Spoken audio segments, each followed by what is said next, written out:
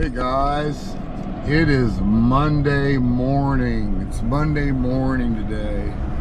I'm so slow motion today. It's actually, I'm trying to take Sundays and Mondays off. So, you know, I'm hardly ever successful. Just so that you guys know, I'm always seem to be working on something. I'm cursed. But, we're gonna go out to the salvage yard right now, and we're gonna go get a pigtail for a customer that has a Jeep Cherokee, and they put engine computer in it, they put a cam sensor in it, a crank sensor in it, and everyone is telling them, all their mechanics are telling them. She said she's taken it to a few of them. And they've been telling her, man, you need a timing chain, you know, computer, cam sensor, crank sensor. So all these parts and all this labor to do all that programming, and none of that was the problem. I ended up finding the problem. I'm going to show you when we get back home. But for the trouble codes, what we had like a list of 10 trouble codes. I cleared them. And the only ones that came back immediately were intermittent crankshaft or camshaft. Also had, which was key, was the coil circuit 1, a coil circuit 2, and a coil circuit 3. That's the entire coil pack assembly. My main objective was not so much to find the crankshaft signal, but let's get this damn misfire taken care of first, because it's not related. And they were thinking that it was, and it's not. It's electrical. It's electronics. It's not timing chain, which is mechanical. It's an electronic problem you got a coil problem.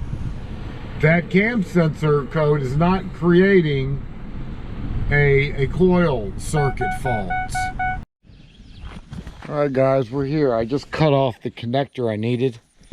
Actually, I cut off 2 connectors. And got me some extra wire on the end. Walking around the junkyard with a butcher knife, because he gave me it up there. I said, man, I'm walking around like Jason. You can't come out to the junkyard and not get no stock. You got to stock up your fuses. All right, otherwise you're just going to deteriorate away. You know, get some stock. Get you a little case. Put all your fuses in your cases. And yeah, you can stock up.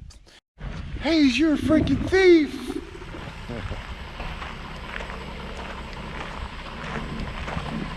It'd be alright.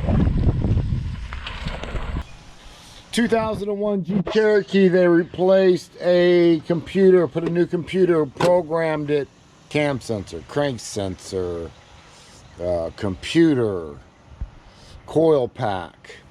Alright, what I believe is going on here, all the other mechanics that she's taken it to, they've been telling her that she probably needs a timing chain. That's usually what mechanics will say when they really don't know the problem. But according to what my scan told, I have ignition coil. I have coil problems. That's not timing chain related. That is circuitry. It's not mechanical. So I think she might have 2 problems here. Just looking at it right now, the preliminaries. I think she has a wiring issue with or a coil problem, or a wiring problem with the coil. More likely the coil. I don't know, those wires don't look too good back there either, but. Yeah, this is what you're gonna look like when it's hot outside. When you're like 90 degrees humidity. Yeah. And you got AC wasty licking on your arm.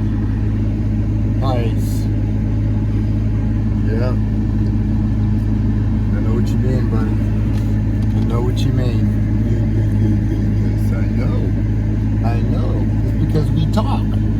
Cherokee.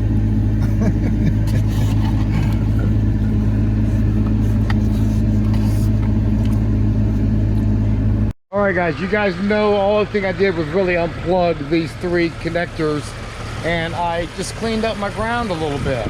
But let me show you what I found just now. Look at all those bad wires on that connector. They're all you know, the rubber's off of them, and they were twisted together and probably touching one another. So I'm believing that's probably where my problem was. These wires were freaking touching. Okay.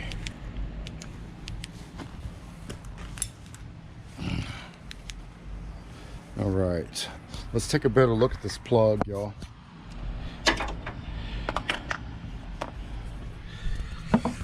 Okay, now you see all those wires in there, right? Not good.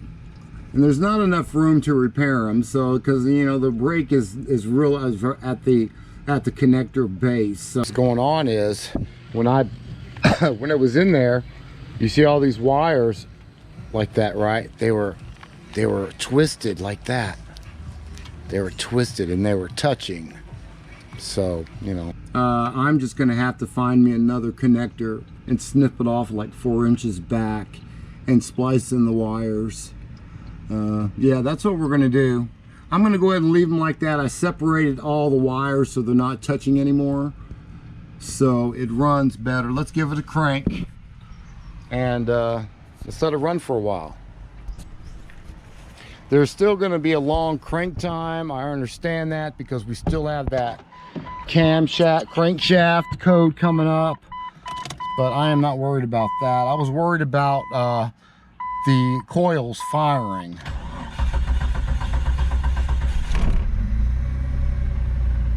Okay, so she's probably going to be wanting me to fix that crank sensor too. We'll see. We'll see. I'm waiting for her to show up. So it's running good though. It's running good now. Let's let it run. It'll start right up now. See? Boom. It's just that initial crank. Once it's been sitting a while. Okay.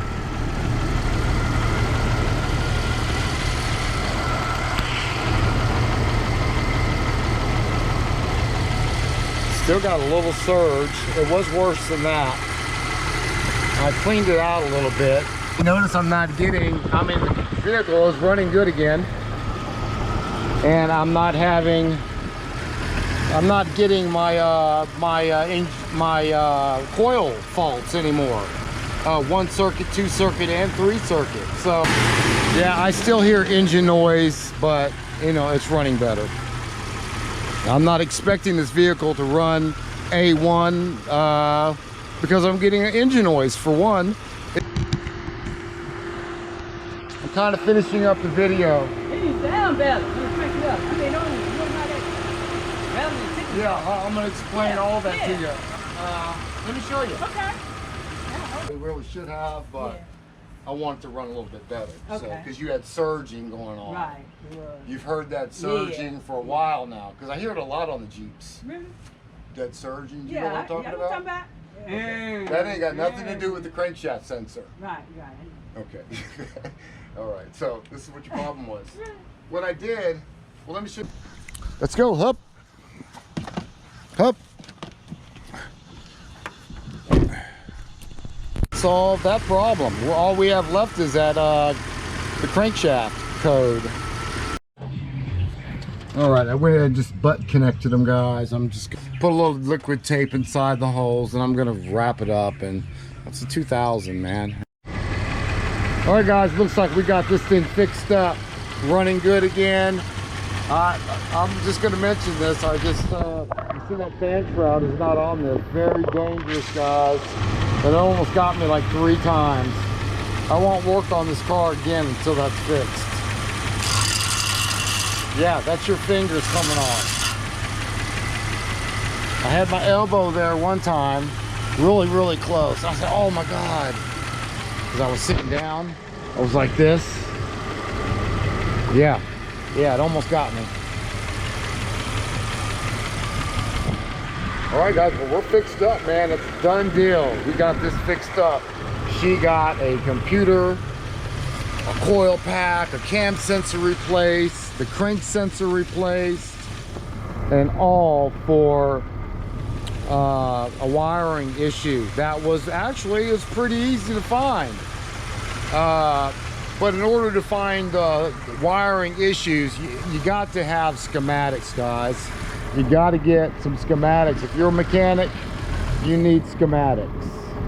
I'm going to show you what I'm talking about. If you don't already know, you need schematics. Things like that. That way you can trace wires and you can find the same color wire on the plug that you suspect, or the motor you suspect, window motor, whatever. I mean, you got wire diagrams that help you out with all of that. So you guys got to get you guys got to get a program. All data, you can get all data about $175 a month, something like that. Sometimes even cheaper. So yeah, look into that. And it comes with a labor guide, so you can buy all for the price of one. So yeah, let's get that done. All right, 15 minutes. Let's go back and check, see if we have any more codes. That would be awesome if I didn't have any. It would be awesome. That means I could be done. As far as all these other issues, again, it's not our job to get out there and start fixing every damn thing. It's just not our job. We've diagnosed the problem, we fix the problem. We just can't keep jumping back and forth. I'm gonna fix this for you, I'm gonna fix that for you, sir, ma'am. I'd love to, but it's gonna cost you. Anyways, no TDCs as of yet. Wow, I was not expecting that. So that's good, that's good. Let's let it run for another 10-15 more minutes. Matter of fact, I'm gonna cycle the key. I'm gonna cycle the key, because that's when you'll get that lost crank cam signal. And it might even be something with the flex plate. They said they changed that flex plate last year, so who knows what they got or what they put in there. So things started right up that time. Check engine light just came on. So here we go. Intermittent crankshaft.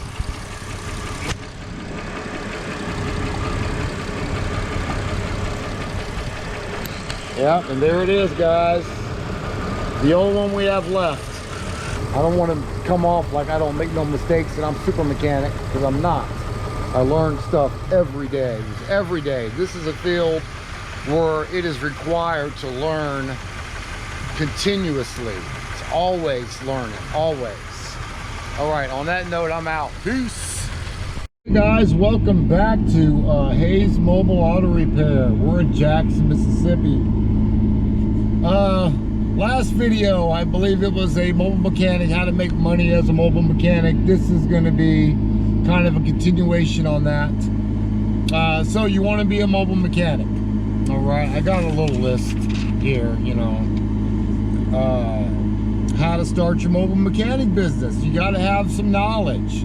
I don't know who I'm talking to on YouTube. I don't know your experience or anything like that, but I am hoping that I'm talking to serious people that are serious about trying to learn. This is a business where you're constantly learning. So there's no time for any of that pumping your chest out. I'm a super mechanic.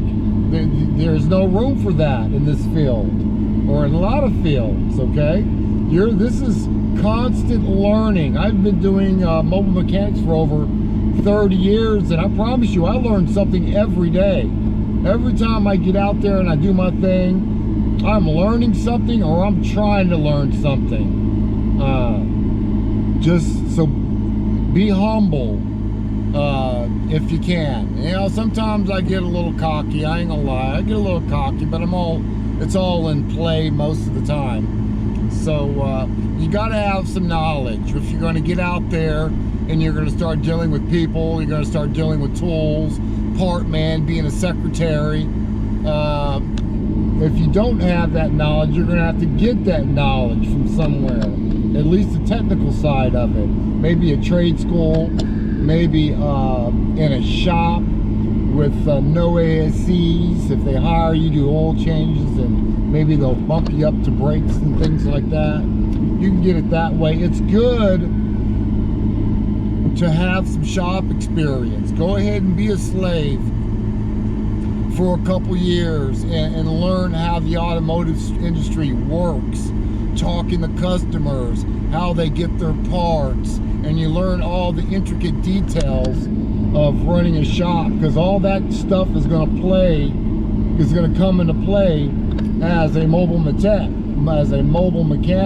because you're going to have to do everything. It ain't just changing a brake pad anymore. You have to do the whole ball of wax. It's everything. It's everything. So you got to have some patience too. That being said, man, YouTube, man, you got to get some training in. If the shops aren't going to send you to school, because you know how when you go into a shop and they say, yeah, well, you know, you get hired, and they're going to send you to school, and you keep asking about it, when you're going to send me to school, and they don't never send you to school. You could be there years, and if you're not on their good list or kissing their ass, you're not going to get a school. So, which should tell you something. You're like stuck at the slavery level. You're going to be a slave. You're going to be a slave. I'm going to keep it real with you guys. You figure you're working, let's say you're doing a rack and pinion job. Let's say the labor on that rack and pinion is 150 bucks. As a new guy in the shop, a low-ranking mechanic in the shop, you'll probably get maybe 10%, 15% of that job. So let's say 20% of $150 is $30. So you're going to get $30. They're going to get $150. You're going to get $30.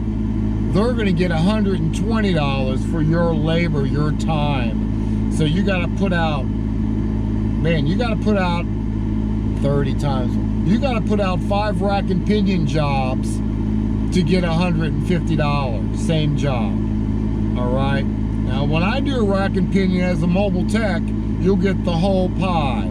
All right. Now, granted, big shops have the lifts. You got a nice, pretty lift, and you got a roof over your head. You don't have to deal with the 90-degree days. All these comforts of a shop.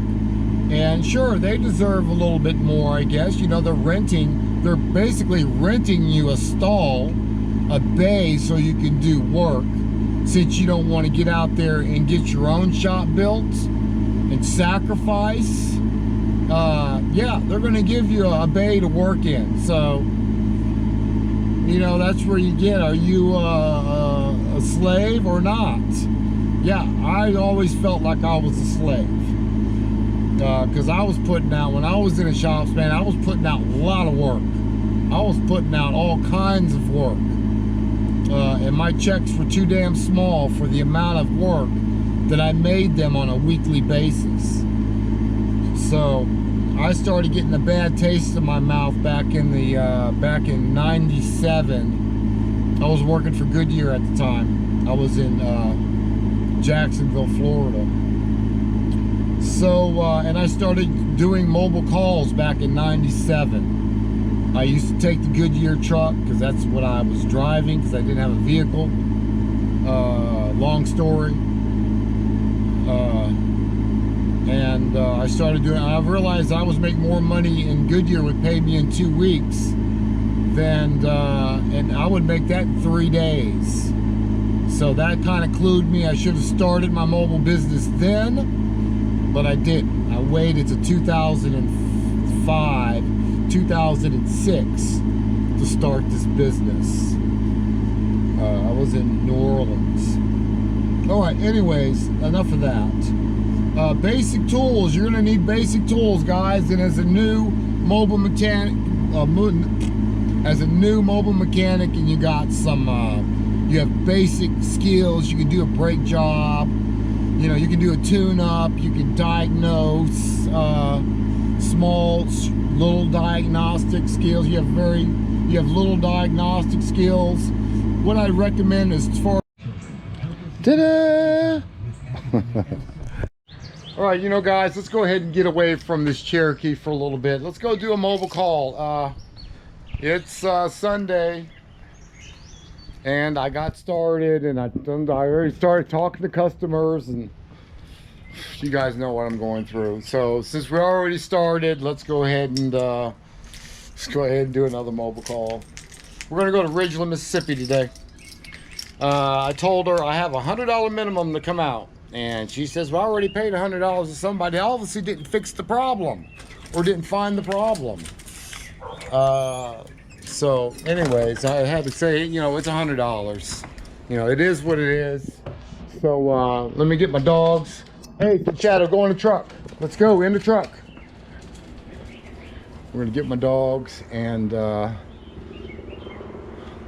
get in the truck. Let's go. Come on, boy, get in the truck. Three-legged. So, all right, so we're gonna go do that. Go grab the truck. I just was gonna get my gauges and get my power probe, but let's go ahead and do a real call with a real truck. Okay, so let's get to it. You see, they didn't really want to teach you anything back then, because back then people were really bad about, man, he might take my job, he might take my slavery job. Ain't even worried about that no more. Yeah, you got YouTube. There's no excuse that you can't get on YouTube and you can't sit down in front of that TV, stream it like I do, big screen, and you watch you 6 hours of video a week. 6 hours a week. Now for the shout outs, I want to shout out to I'm going to start off with South Main Auto Channel. I appreciate all the hard work in the videos and that you do. And another guy, Hollow Pine or something like that. I'm sorry, I don't know the name of your channel. I just started watching him. Eric the Car Guy from time to time, you know. He's cool though. I like Eric. You're a good guy, Eric.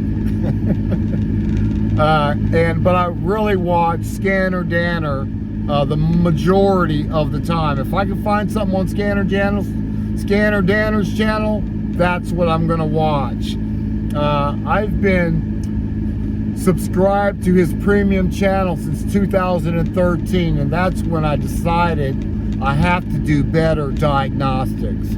I could always do diagnostics, but not to the degree I wanted it to do diagnostics. And it's so simple, guys, that I should have learned this a long time ago. When it clicks, Scanner Danner made it click for me. When it clicks, it'll click, and then everything, it's all comes together. It all comes together. So, and I've been paying Scanner Danner that $11 a month since 2013. I don't watch him all the time anymore, but I used to watch him 6 hours every week. 6 hours every week, I promise you. I did not falter on that. And he's taught me lots. He's made me thousands and thousands and thousands of dollars just by the education. And now I get on jobs now it's like I'm a super tech. It's like I'm a super tech. I'm not, guys, I'm not.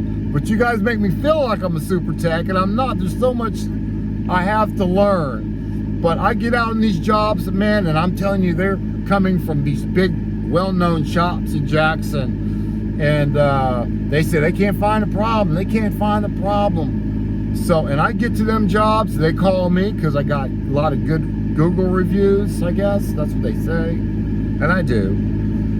But I get out their job, I promise you, I'm there 5, 10, 30 minutes, boy, and I done found that problem that none of these shops that they take in their vehicle to can find. And I get all my training from Scanner Danner.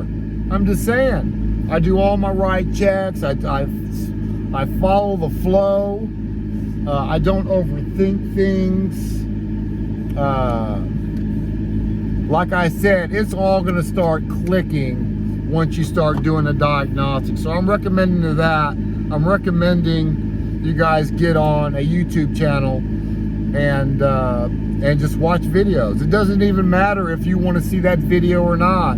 This is not about how to replace parts. This is about how to find problems so you can tell the customer, yeah, I'm 100% sure this is going to fix your problem. And when I go out on the scene, and I've always been like this since day one, is when I go out there and I teach people. When I'm working on your car, I'm teaching you something. It makes me feel good. I'm having fun, and if I can save you some money in the future, I want to do that for you. And giving, when you give, you're going to get back. Giving is huge. Huge, okay? I'm not saying go broke because you give when you shouldn't. I'm talking about just giving from your heart, not worried about if they call you back or not. Just give them what you got, and they're going to call you back. They're going to call you back. Try to save them some money. Like if I'm doing a brake job, for instance, and I got a young guy or a young girl, and they seem to be wanting to learn how to do the brake job, man, I'm going to sit them right there beside me. We're going to do a brake job. I'm going to show them everything, how to pop a pad in there, how to grease it down, check the slides, check your rotor, look for heat stress. I'm going to teach them as much as I can in that time period so they can feel comfortable about getting the brakes done next time. They don't have to call me when they get the next brake, when they need another brake job. Call me when they need me, but and they will, because I'm giving. You guys get that? I'm giving. So it comes back. I'm telling you, giving is a power. Hey, are you guys checking out all the benefits there are just by, you know, testing everything before you put it on? All these benefits that we're talking about? Yeah, there's lots of benefits. So get your schooling on, guys. Get your schooling on. I'm not saying you got to go to a technical trade school, but you got to get on YouTube, and you got to be diligent about it. You got to get on there, and I recommend going to Scanner Danner's. Get hooked up with Scanner Danner's premium channel, where he takes you into the classroom and he videos all these classes, and you just watch them over and over again. I don't know, check out Scanner Danner's premium channel. It would be my recommendation, because that's how I got where I am today. He pushed me along, and I was diligent, and I watched him, and I tried to understand what he was saying. In the beginning, I thought, what the hell is this man saying? That's in the beginning, when he started talking about the waveforms and shit like that. And, you know, I've never done that in all my years. You know, I'm rebuilding shit and doing transmissions and starters and timing chains and, you know, ball joints and, you know, everything.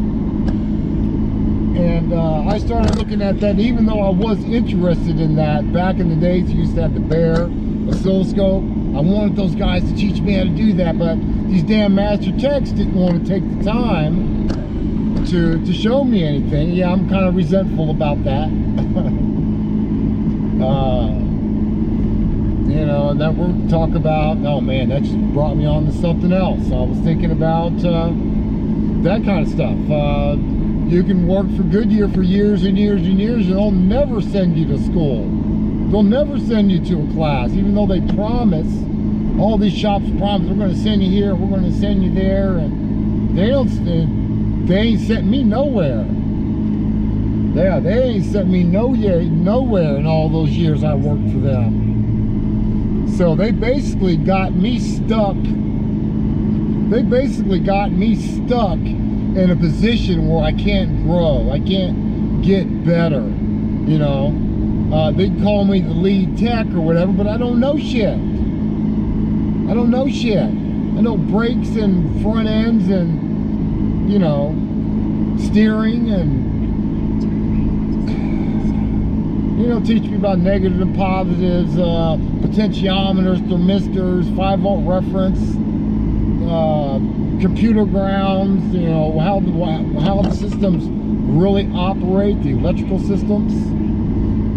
You know, I'm talking about, we're not in carburetor days anymore. I grew up in carburetor days. And now we're in fuel injection and wire throttle controls, fly-by-wire controls. Anyways, I got to resume that. I got to take this call. And if you want better customers, that means you have to be better.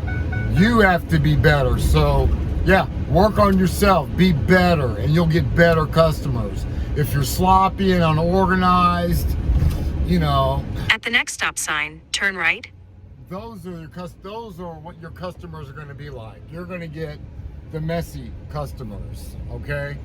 So, all right, guys, let me tell you just a little story. When I first started this business, I knew what kind of rep the shade trees had out there, and I knew they were screwing over people. The shops were too. So when I started this business, I knew that I had to do better than the shops, you know. I knew I had to do better than them, so I could try to change the perspective on mobile auto repair, you know. It was my mission, and that's why I don't do any guessing. You got to remember when you start your business that this is your creation. This is your creation. So you don't want to start out on a bad note. You want to protect your sandcastle, meaning your business, your build, your layers of your sandcastle. You want to protect that sandcastle, and the way you protect that is make sure you don't do any guessing.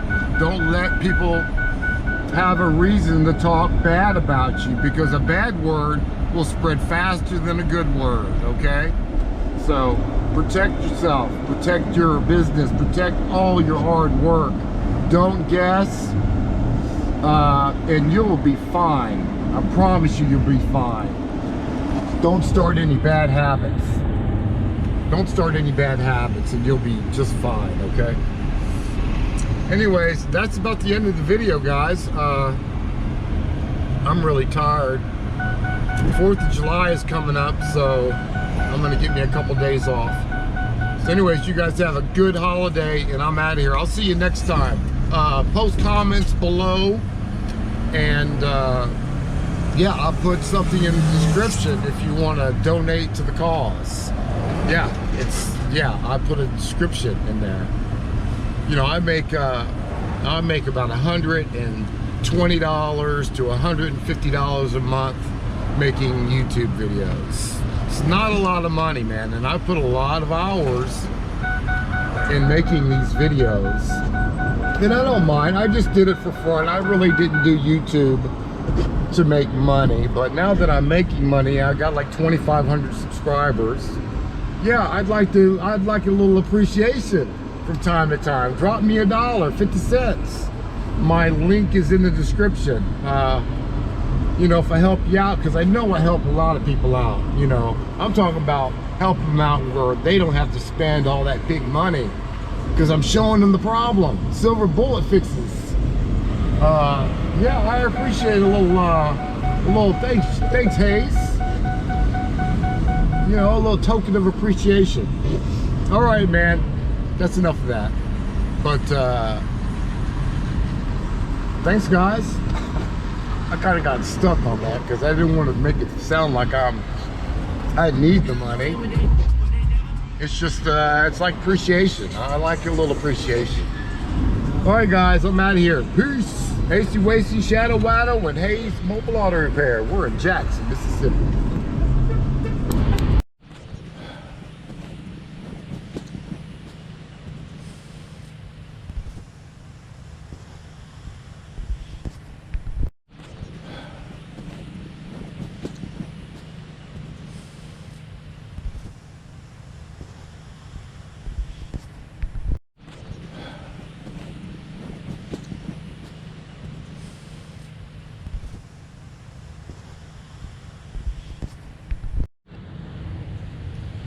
All right, guys, as far as this Cherokee goes, we still have that intermittent cam crank sensor fault that we're getting. I'm done with everything else. Cleaned out the idle air control valve. I did that for nothing for it. Just threw it in there in the job. But I am waiting. I did bite the bullet and went ahead and bought me an oscilloscope. I wanted to get the Pico, but I didn't want a 2-channel Pico, and they were cheaper. But I bought a maxi scope, Altel. So we'll be hooking that up. That will be my first oscilloscope. Yeah, this will be my first oscilloscope job. So I'm going to be learning something else. So yeah, I'll be watching more videos, probably Scanner Danner, and we're going to learn how to do that. And you know, they replaced the cam sensor, the crank sensor. I'm thinking it's probably going to be a wiring problem, but I'm not for sure. I'm thinking, I don't know. They just changed that flex plate last year, so I don't know what the story was behind that, but I don't know what the problem is. So we're going to get it on a scope, and we're going to fix it then. So it's going to be sitting here for a few days. I don't think the oscilloscope is going to get here to like 3 or 4 days. So I'm just going to let it sit here for a minute, and I'll let her know already. And we're going to do this together, man. This is going to be another stepping stone for me. The oscilloscope eventually is going to pay for itself over and over and over again. So on that note, get your tools. And it's impressive. It's impressive. So the customers see you breaking out coolant pressure testers and fuel pressure testers and all these testers to save them money. Yeah, you're saving them money. You're breaking out them tools because you're being 100%. Yeah, it's impressive, and they love seeing that shit. And they know they're not gonna spend money for nothing. It makes them at ease too. So, and that was the whole reason behind me starting all of this. If I'm gonna do it, I'm gonna try to do it the best I can, and try to save people instead of just taking their money. Because I promise you, I see shade trees out there and shops taking people's money all the time, and they're not getting their car back until they pay the bill. All right, so as a mobile tech, you're gonna have to be sure also get Cash App if you do make a mistake. And if you're not 100% sure, I hope you are, man, you don't even have to see the customers. Just Cash App them their money back. Just Cash App them their money back. You didn't fix the problem, whatever, you know, whatever it is. Or tell them to come on back here and let me take a look at it. But some people are hard-headed and they want to fight and argue on the phone and text you bullshit on the phone. Yeah, I ain't got time for that either. So, yeah, I don't really go through that too much. Actually, I had a customer come through the other day. I'm too busy to work on his car. And he texts me back all kinds of bullshit. I'm like, oh my God, man, I'm busy. You know I'm 3 days backed up. Anyways, man, people, you gotta watch who you work for. When that first 30 seconds passes on the phone and you're talking to the customer, I already know if I'm gonna work for them or not. And that's how you're gonna be too eventually. The first 30 seconds, how they talk and how much it's gonna cost, and they got money on their mind and they're not worried about, you know, getting the problem fixed. They'd rather hire another, let them hire another shade tree. Let them hire another, don't fight and argue with them and talk shit. Let them go get another shade tree. Let them spend another $500, okay? Because you know you're gonna fix it right and you're gonna find the problem. So yeah, don't even sweat it, baby. Don't even sweat it. Just keep moving. Hang up the phone.